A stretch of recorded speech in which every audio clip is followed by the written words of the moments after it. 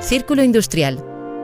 La façana del Círculo Industrial evoca l'arquitectura de la Imperial Viena, les al·legories de les muses inspiradores de l'art i la iconografia de l'abella com a símbol de la laboriositat.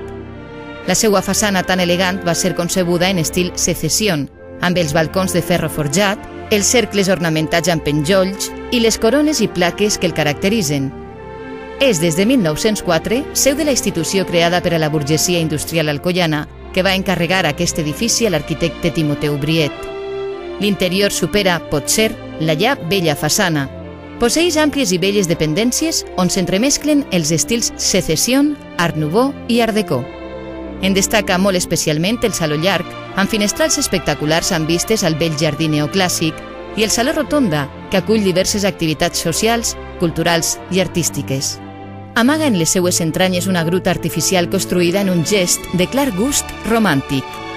El Círculo Industrial posseeix en la planta superior una biblioteca ricament decorada que manté intacta l'atmosfera dels primers anys del segle passat.